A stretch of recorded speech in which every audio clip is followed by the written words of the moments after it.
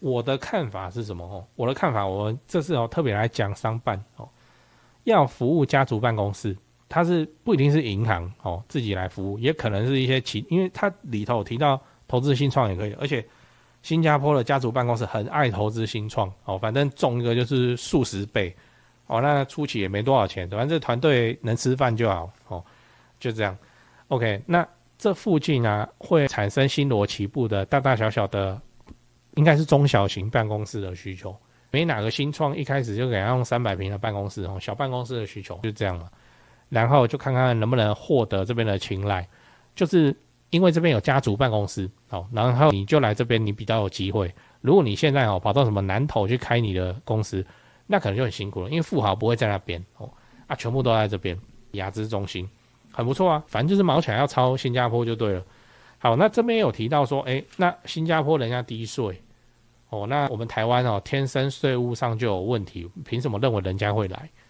然后他的回馈也是非常的直接就是说，那请问欧洲、美国是低税吗？并没有，它比我们还高，还不是有一大堆所以说税务的结构问题的确存在，但是只要反正会打造其他亮点来吸引这些家族办公室的那个富豪来这边去看看有什么东西可以投的，就这样，我个人认为很不错。高雄在地人闲聊系列亚资中心开幕，高薪金融人才涌入，高雄房价连锁效应一次解析。先说结论亚资中心的入驻将会改变高雄房地产的版图，而且是市中心就是老区了，值得你继续关注，我也会关注啊。嗨，我是买房阿元，订阅买房阿元，我先祝你老了有房也有钱。我们在上一支影片聊了用假书来改变环境氛围来让出租的打击率更高，如果你还没看过的话可以看一下。那今天我来跟你讨论亚洲资产管理中心正式落脚高雄这次我们来聊一个新闻，标题我念一下：台湾亚资中心落脚高雄，另类资产让金融业有利可图。亚资中心这东西很新就放在亚洲新湾区那是新规划的东西。然后它不是整个亚洲新湾区的版图，我等一下会给你看一个地图那内容我们简单讲一下，就是亚洲资产管理中心，你可以这样理解，就是特许的金融业，然后成立来专做有钱人的生意就对了。你要投资你要干嘛，你要借款都行。好，那在7月22号，非常的新在高雄的亚湾区已经开幕了。然后我补充一下，亚洲资产管理中心的背景资料简单的说，它不是服务你跟我这种社畜，而是高资产客户，就是身上动不动易来易去的那种人或是有钱的家族因为会成立家族办公室这类的。那这些客户需要的财务管理服务，就不是什么房地产要涨价，租金要拉多少，还不是他们是要干嘛？要财富传承跟避税跟通货膨胀的抵消，他们是要这种等级的东西。就是说反正之前留下来的那我看我怎么安排，我只要花利息就好了，然后本金还在持续长大。对于高雄来说，引入亚洲资产管理中心的意义在于哪里第一个，提升台湾的国际金融地位，因为在那个亚资中心它解放了很多事情就是有些投资或有些基金就是到亚资中心这边才能做就对了提升台湾的国际金融地位让我们可以跟香港、新加坡来竞争。反正我有读啦我看一看，当然蛮抄新加坡的，就是新加坡怎么做，我们大概都是在抄作业这样那不用想了，会非常有效。你看新加坡秋成这样。来，第二个，吸引国际资金该中心也针对境外的客户提供跨境金融服务，所以要吸收这个外资来台湾投资进行多元的投资。第三个，支持本土产业，这个中心除了服务个人的客户以外，尤其是需要资金支持的本土产业或是新创都可以都可以透过这边看人家要不要投这样。例如说半导体AI 人工智慧生技医疗等等都是现在就被关注的投资对象。所以你要知道高雄市政府做了哪些努力那我就讲一下我有做到的功课，如果有疏漏的话一定有疏漏的，这东西那么新那就欢迎你留言补充，或者是直接来赞我都可以。来，第一个，政策支持与法规松绑与金管会合作，并且在亚湾区内划定出9平方公里的范围，来作为全台首个财富管理金融示范区，并串联亚洲新湾区的中正路金融聚落，提供单一行政窗口跟那个租金补助，松绑了28项金融法规，开放22项创新金融业务跟私人银行业务。这已经是金管会在台湾史上最大的松绑了。然后不是那个房地产的信用管制松绑是金管会对银行业的，就松绑在这个高雄亚资中心的范围里头。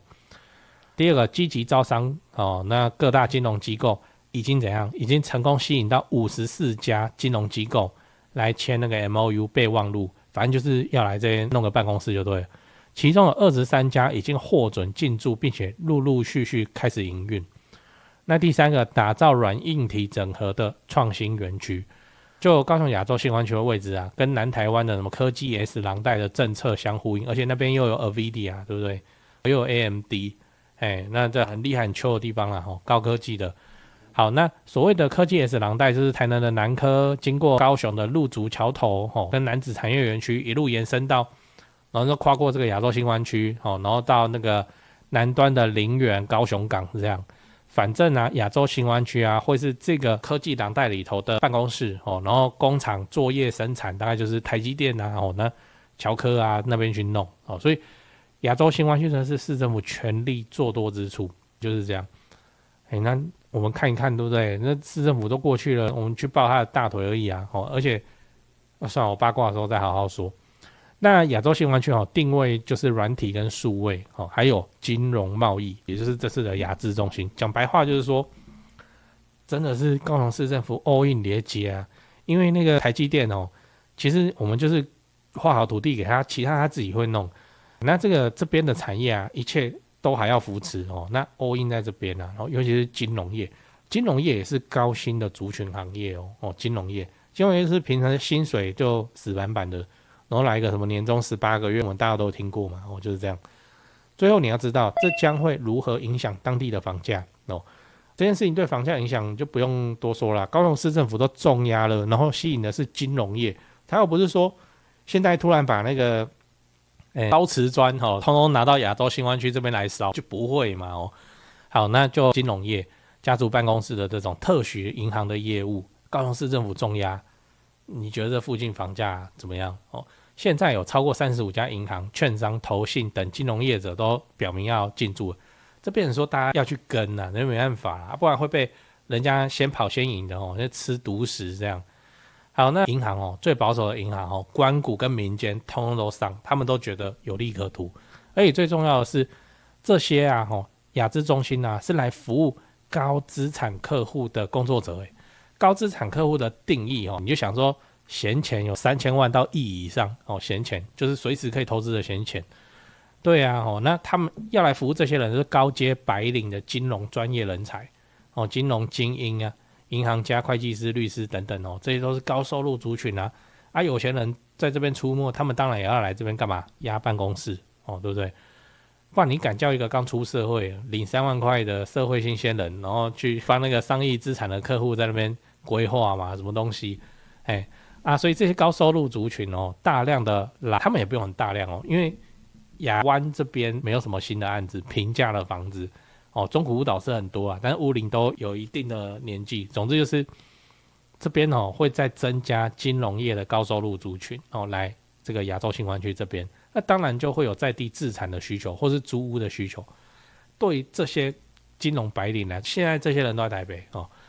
对于这些人来说，高雄的房子怎么样？蛮便宜的真的是蛮便宜的所以如果你有关注高雄的房地产的话，应该也会发现说现在高雄的豪宅案就蛮多的为什么都要插在那个特茂就是亚洲新湾区这边，就是准备要来服务未来不管是高软里头的外商的高管或是这个亚资中心。其实他们当时盖豪宅的时候也不知道有这个亚资中心反正现在就有了嘛所以这个指日可待。我们可以这样子讲亚洲资产管理中心的落地所带来的效应就比较在重塑高雄市的老区中的版图。我为什么说老区老市区你等一下看图就知道，因为它就是规划了9平方公里，那不是空地什么现在才要盖那本来就很热闹了。就中正四路那边那本来就是什么一堆产险然后富邦产险一堆保险公司通通都在那边嘛就是俗称的高雄金融街了，本来就在，然后现在把这个地方划进去， OK， 我们就可以认为说，它对标的对象就不是台北而是谁？香港、新加坡，尤其是新加坡这2个地方的房价有多高，然后服务这些高资产收入的金融专业工作者，这个薪资有多高，这不用特别说明的吧？所以亚资中心这件事情在我看起来应该不叫做雷声大雨点小，因为真的会被搞出一点，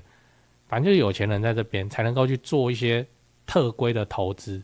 当然一些高级的金融白领就会来高雄这边服务，还要做好服务就有可能会在这边这不是可能，这是必须要的，一定有在这边长期居住的需求。有钱的家族办公室就是这样。对讲个题外话，就是现在的房地产市场很冷清啊，那让你感到害怕，不太敢继续置产。我的看法是这样先说结论，现在是对高雄市低总价的中古屋而言，教科书级别的巴菲特，别人恐惧我贪婪时刻真的我没胡乱因为高雄市的重大建设跟民间投资跟工作人口都还持续的在盖在成长，都没有停。2026年开始会陆陆续续的启用或是开幕，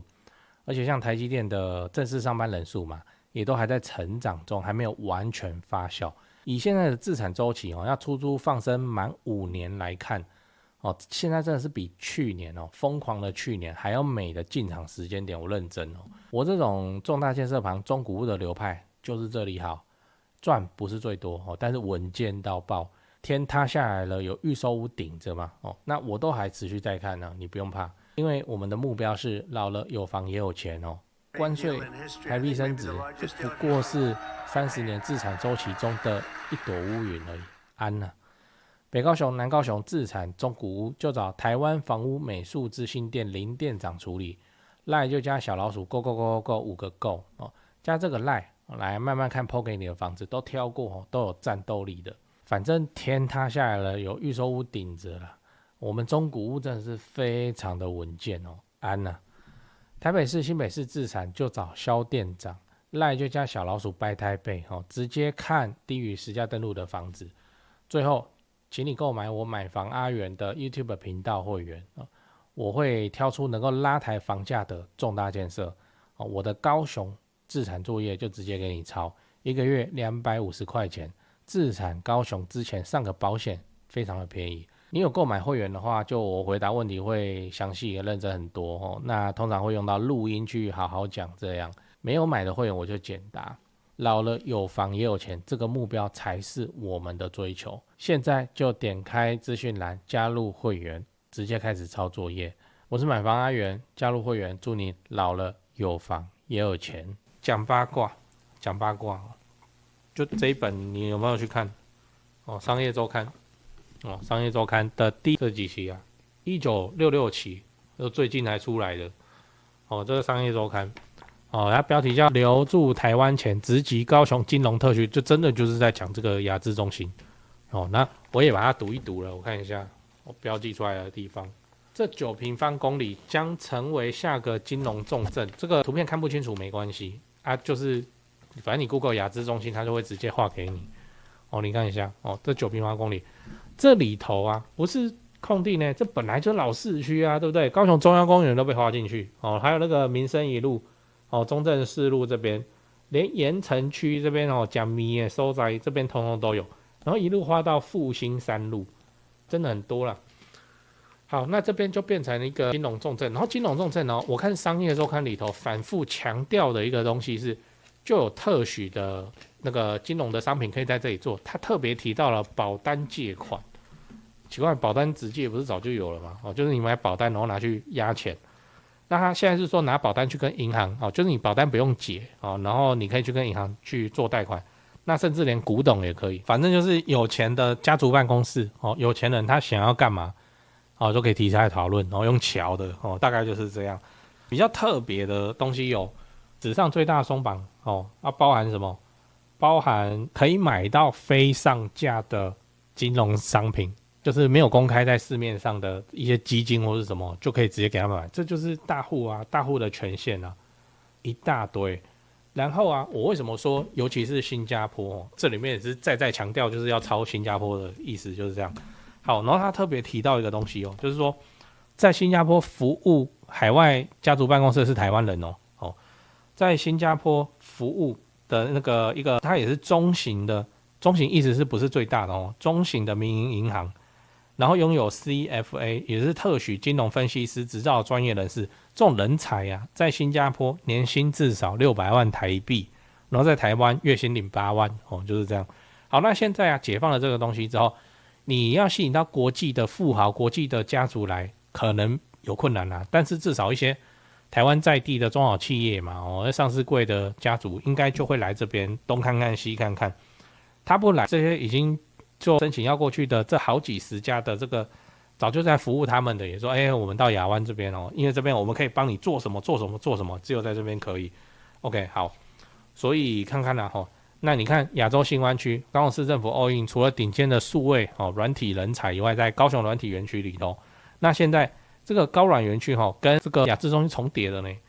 所以金融的人才也要挤来这边。然后北边是谁？北边就台积电这个发展的这个节奏这看起来是蛮合理的总之就是这样。我的看法是什么我的看法，我这次特别来讲商办要服务家族办公室，它是不一定是银行自己来服务，也可能是一些因为它里头提到投资新创也可以，而且新加坡的家族办公室很爱投资新创反正中一个就是数十倍那初期也没多少钱，反正这团队能吃饭就好就这样。OK， 那这附近啊会产生星罗棋布的大大小小的，应该是中小型办公室的需求。没哪个新创一开始就给他用300平的办公室小办公室的需求就这样了。然后就看看能不能获得这边的青睐，就是因为这边有家族办公室然后你就来这边，你比较有机会。如果你现在跑到什么南投去开你的公司，那可能就很辛苦了，因为富豪不会在那边全部都在这边亚资中心。很不错啊，反正就是毛起来要抄新加坡就对了。好，那这边有提到说那新加坡人家低税那我们台湾天生税务上就有问题，凭什么认为人家会来？然后他的回馈也是非常的直接就是说那请问欧洲美国是低税吗？并没有，它比我们还高，还不是有一大堆所以说税务的结构问题的确存在，但是只要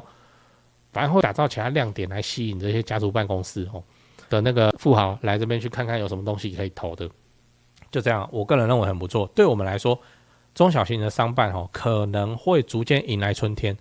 你自己想想看，有多少律师有多少会计师要做他们的生意，他们又不是养在银行里的，他们在外面嘛，他可能就台北下来要怎样要租，然后因为要服务这种高资产客户，所以要怎样要装潢，而且很厉害很厉害的装潢，不能够进来好像一个学生补习班这样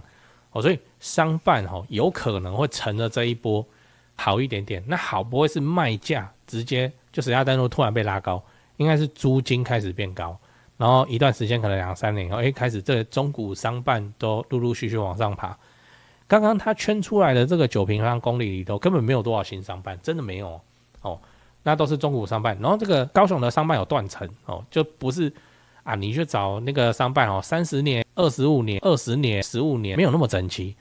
就是要么就是5年内的新商办要么直接就30年以上了，中间是有断层的。他圈出来这边有一大票老商办，